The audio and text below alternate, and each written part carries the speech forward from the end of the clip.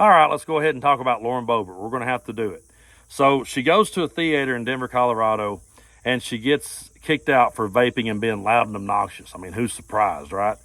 But as I was sitting there watching the surveillance camera footage of that, I had flashbacks because I've been a musician for over 25 years and I've played a whole lot of dive bars here in East Tennessee, Southeast Kentucky. And I can't count the times that I've saw someone either escorted out like that or bounced out much worse because they had one too many or because they just couldn't follow the rules. There was one place I used to play at called the Mustang Lounge, and really the only rule we had was no cigarettes and alcohol on the dance floor. But you would always have that person who would try to test the water with that. They get out there with a cigarette in their hand dancing, bouncer would come up and give them a warning. A few minutes later, they come back with a cigarette in one hand, a beer in the other, they're dancing, bouncer would come up and give them a second warning. Finally, they come back, they got a beer in each hand, cigarette in their mouth, and the bouncer would come up with a third warning and you're out. And either they would walk out peacefully or they'd throw their beer on the ground, make a big scene, flip everybody off. And that's what was going through my head. I just kind of started having flashbacks to that as I watched Lauren Boebert be escorted out. But on another note, that's the woman that loves to stand up every chance she gets and talks about family values and Christian values. That's the lady that told women that they should chase Jesus more.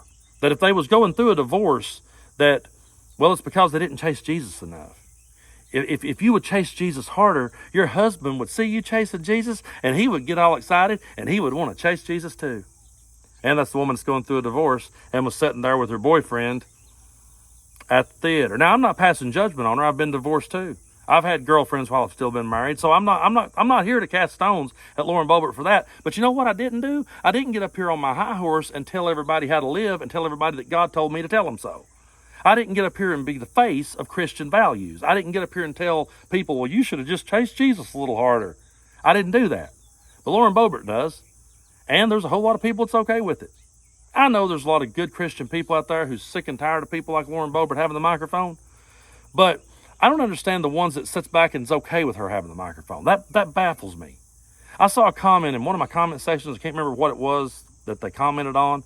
And I know I'm paraphrasing here, but the comment was something along the lines of like, well, Christians are just, we're broken people, and we go to church because we're broken. We're not perfect.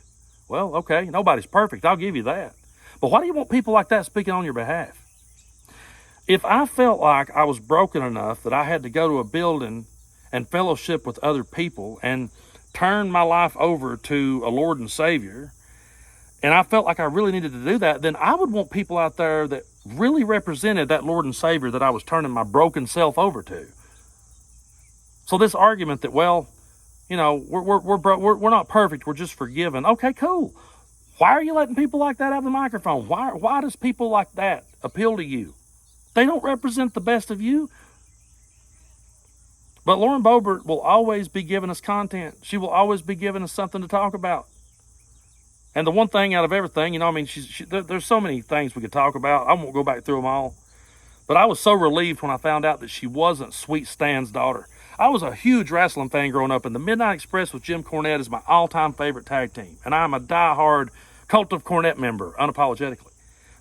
But there was a rumor for a while that Sweet Stan from the Midnight Express was her father, and I was going, oh, man, please don't let it be. And I was so glad when the paternity test came out for the second time, by the way, and proved that it's not Sweet Stan, but there's a good chance it was some pro wrestler somewhere. We don't know who. But yeah, I'm not here to pass judgment on Lauren Boebert either. And here's the thing. I don't give a shit how she lives at the end of the day. But if you want to get up here on this high horse and talk down to people and tell people they should chase Jesus, you should act a little bit more like him. That's all I'm trying to say.